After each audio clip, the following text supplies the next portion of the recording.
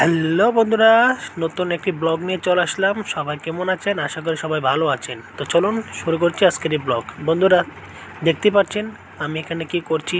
Plastic যে চামচগুলো, এই চামচগুলো নিয়ে আসবেন বাজার থেকে।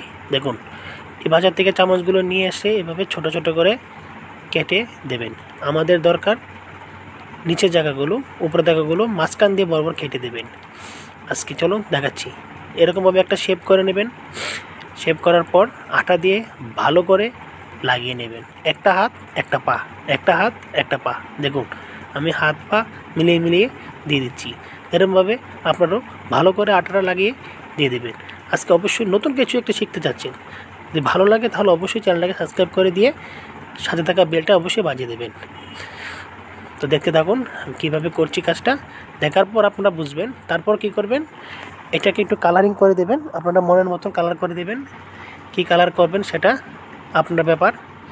তবে কালার করার সময় অবশ্যই লক্ষ্য রাখবেন, পেছনে কিছু একটা দিয়ে নেবেন যাতে কালারটা ভালোভাবে হয়।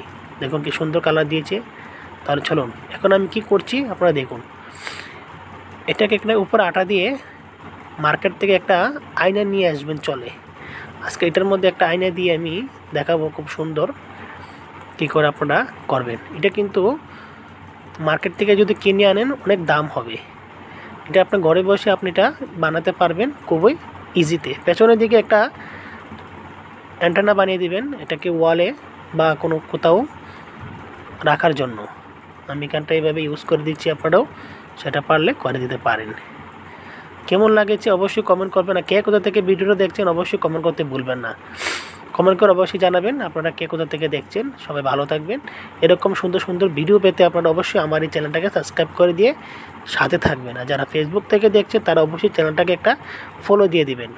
আমি প্রত্যেক দিন নিয়মিত এরকম ভিডিও আপলোড করে যাব, আপনারা অবশ্যই দেখতে থাকবেন। আর চাইলে আপনারা বাড়িতে ট্রাই করে নিতে পারবেন। এটা কিন্তু আরেক